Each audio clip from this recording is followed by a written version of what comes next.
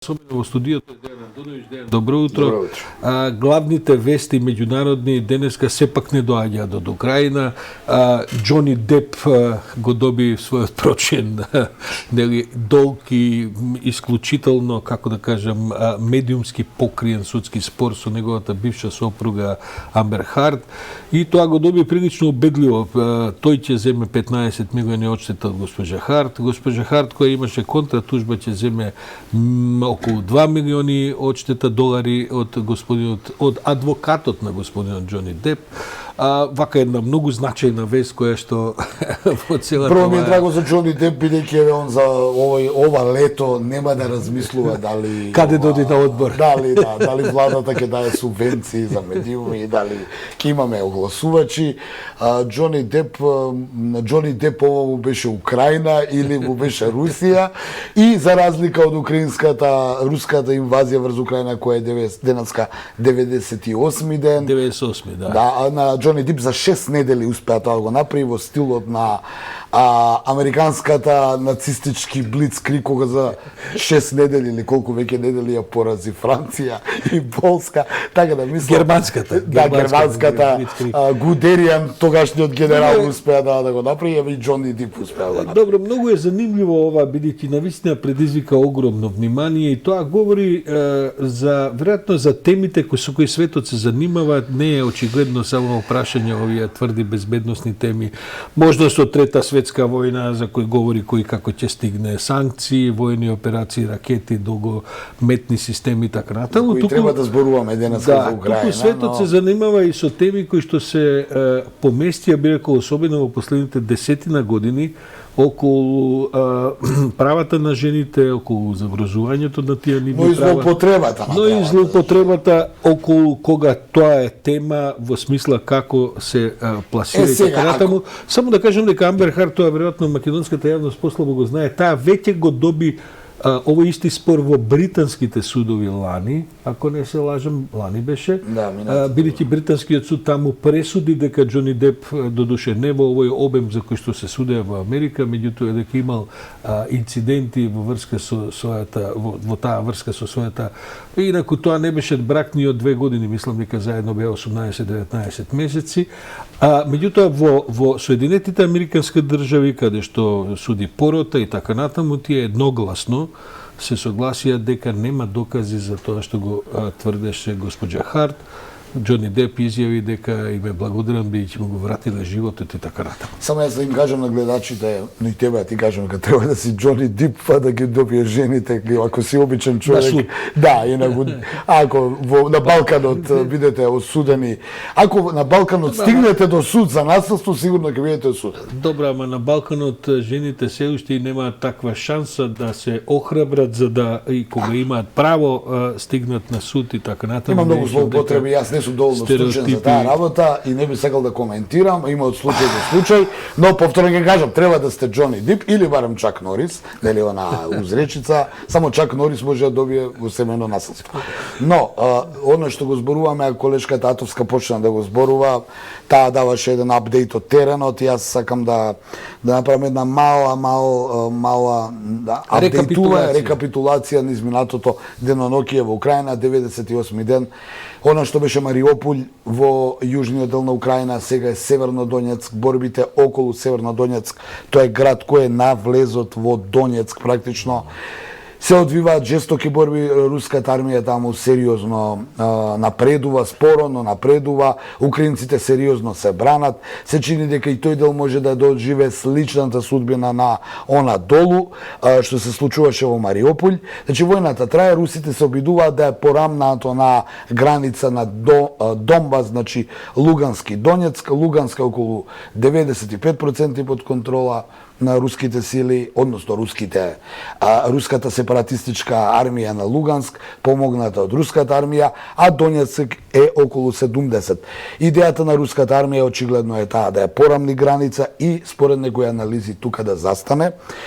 И додека се подготвував за ова да го зборам од разни анализи, гледам и Пентагон нешто слично кажува дека русите ја направија истата тактичка грешка што ја направија на северниот дел при опсадата на Киев и опсадата на Харков. Харков. Се работи за тоа дека руската армија очигледно малку како да доаѓа до криза со капацитетите, бидејќи очигледно на дополнувањето на нејзините единици не го прави колку што треба, па оттаму и оди споро и се очекува дека тука ќе запре на некој начин овој дел од специјалната операција и нема да се оди на Одеса доле, бидејќи очигледно руската армија не може доволно да се надополни, односно се ги надополни своите единици, бидејќи 98 дена трае оваа војна. Според информациите, единиците кои се на теренот руски се обично војници под договор, но Путин и Кремљ размислуваат да направат една мобилизација, но за сега ја одбиваат општата мобилизација, стравувајќи, Сашо, ќе те подсетам да не се случи она сценарио што им се случи на Соединетите Американски држави во Виетнам, бидејќи кога се направи она општа мобилизација, да те подсетам, 60-тите години дојде до страшни социјални немири, до хипи движења, бидејќи денеска никој не сака да војува, да не се лажеме, па оттаму првичните намери на Кремљ да ги надополни своите сили во Украина и потоа тие да продолжат да одат, нели, да ги остварат оние цели пред се околу Одеса, за сега очигледно е дека ќе бидат стопирани. Најверојатно една од причините зошто од Киев и потоа од Харков ги повлекуваат трупите русите се за да можат да успеат да го направат барем првичната цел, а тоа е да го стават Донбас под свој суверенитет. Да, те слушам, Дејан, ќе ги правиме тие анализи кога ќе заврши конечно целата таа воена хаварија која што се случува во Украина, да се надеваме дека тоа ќе биде час поскоро, иако очигледно е дека уште неколку недели таму барем ќе се војува. Ќе трае подолго време. Треба да знаеме дека кога се вакви конфликти во прашање, има офанзиви, има контраофанзиви, денеска нешто сте ослободиле, утре сте го загубиле. Актуелна испораката на далекометните ракетни системи кои што ќе ги добие украинската армија. И Британија вишецевни фрлачи дава, но има уште една интересна. Тие може да бидат и гейм ченџер во таа конкретна битка која таму се води на фронтовите. Но како и да е, на крајот, Дејан, ќе ние траеме до крајот на јуни како утрински брифинг, па ќе видиме во следната сезона што ќе анализираме. Меѓутоа, во принцип, на крајот може да се сведе дека се направи една огромна хаварија за да Путин добие, да речеме, 100 квадратни километри, неколку стотици квадратни километри терен, нешто што отприлика кога тргна веќе беше во секако под контрола на проруските. Да, ама 20% само од Донбас. Ми се чини дека многу потрошија ресурси за малку да добијат, но тоа е наше гледање на работите. Јас цело време се оградувам бидејќи не можам подалеку да гледам. Знам дека руската армија, едно е сигурно, Москва се преигра, очекуваше дека ќе добие поголема поддршка од проруските администрации во Харков, каде што повеќето се руси. Проруските. Добро, има впечаток дека они сето тоа ќе го средат сега, кога веќе ќе окупират една територија. Првичниот напад, очигледно, Кремљ мора тоа да го признае, очекуваше дека ќе има поголема соработка. Знам да ти каже една реченица и претходно дека никому не му се војува, всушност има луѓе на кои им се војува, а особено државници, војни структури, тоа има во опис на работата да војуваат и така натаму. Така што никому не му се војува, ама на крајот никој не те прашува. Кога ќе ти дојде тенкот на влезот на селото и на градот, па оттаму и не направија општа мобилизација во Русија, бидејќи повторно тоа го избегна всушност и затоа сега проценија дека може да им се случи она што им се случи на САД за време на Виетнамската војна, да ги потсетам гледачите, ти се сеќаваш на тоа дека тие направија масовна мобилизација за Виетнам 60-тите години, се случија страшни. Ама сега Виетнам е едно сценарио кое траеше со години.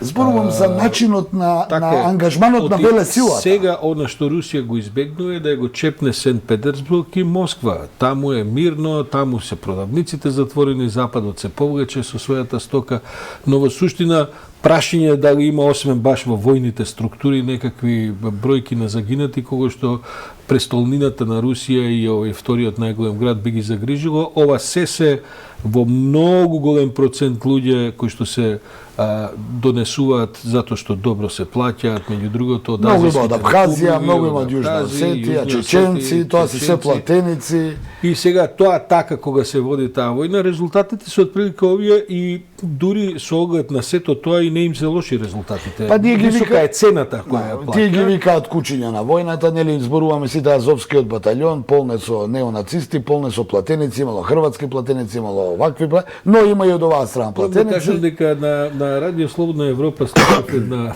приказка за тоа дека имало бугарско-македонски баталјон во Не, тоа јас го немам слушнато, дека имало Па има Facebook страна, па има фотографија. За да самиот министер за внатрешни работи од Бугарија ми се чини вчера во некој од собраниските комисии или на пресконференција каже дека се тоа практично фейк фотографии превзимани, пременувани и така натаму, но сепак не кажа кој стои за тоа. Голема помпа, тоа е веројатно дел од некаква и пропаганда. Да, пропаганда, бидејќи голема помпа се дигна, јас ги следев, имав можност да следам и од другата страна оние медиуми кои можевме да ги гледаме преку стрингерите или слободните известувачи, слободните репортери кои работат за кинеска телевизија, иранска телевизија, има многу британски фриленсери новинари кои работат за иранска и кинеска телевизија, бидејќи како британци можат да дојдат од другата страна. Нашиот северен сосед има 2-3 подкаста, има таму репортери. Успеам да ги гледам и од Република Српска, многу интересно. Да, Република Српска. Националната телевизија на РТРС на Република Српска има специјален известувач од првата линија на теренот и можеме да го гледаме тоа на интернет. Убаво е да се види другата страна. Тие таму до сега имаат забележано од поранешните југословенски републики само 20 хрвати кои се борат од страна на украинците, едниот е веќе уапсен од страна на русите, па така е дојдено и до таа информација. Се што е дури нема ни Срби од страната на Русија. Да, знам, ама тие бројки никој жив не знае. Не, се опитувам да кажам, се дигна помпа, дека што ќе каже сега Загреб за нивните држави. Се дел од, би рекол, и од пропагандни действија, не од се тие битни во некаква фактичка војна смисла. Сашо, само сакав да кажам, не се договаравме во контекст на ова, а во контекст на Европска унија. Именно се засилува полека онаа идеја за Европска армија. Зошто го велам ова? Ја гледам полемиката во Данска и гледам дека со 67% изгласа референдум да учествува во новата европска безбедносна политика која се зема во предвид дека данците, како што се правеа англичаните и данците се тука блиску во Европска унија беа со англичаните повеќе и така тоа, и они ја дадоа таа поддршка. Се повеќе се засилува идејата за европска армија. Повторно се наметнува нашата дилема што ја разговаравме јас и ти, што ќе прави НАТО, што ќе прави Европската унија, но очигледно Европската унија која се покаже многу конфузна во оваа украинско-руска криза, каде што не знаеше да се снајде, очигледно дека оваа руско-украинска криза може да помогне да се забрза идејата. Да, не, тие не може да решат еден бугарско-македонски спор, мислам, не да го решат тие, секако не може да го решат, туку да го постават во некаков процес, што е во однос на ваква, како да кажем, колосална безбедносна криза, еден минорен проблем. Не треба ни да е проблем, не треба ни да е проблем. Кога таму го имаш од Орбан, мислам, човек. Еве Орбан ја блокираше 6 од санкции. И тоа за да не му се наметнале санкции на Кирил, на патриархот на Србија. Па каква врска има Орбан со патриархот Кирил, не знам по која. Добре, Европската унија е позната. Се е политика, тоа е позната и затоа оваа, да кажем, идеја за безбедносна структура во самата Европска унија, всушност затоа и со децении доцни, бидејќи да не се американците во НАТО и да тоа сепак не е најсериозната, најголемата светска армија која што има своји принципи и така натаму. И истото би било и во НАТО ако треба да расправаат, не знам, финци, македонци. Не, очигледно данци. Франција сакајќи да ги направи, сега морам така да кажам, своите поранешни империјални желби, преку таа европска армија би се обидала да доминира во Европската унија. Има тука и се разбира и безбедносни аспекти кои што се важни, ние сме го дискутирали и можеби треба и во иднина тоа повеќе ќе го дискутираме, но за денеска толку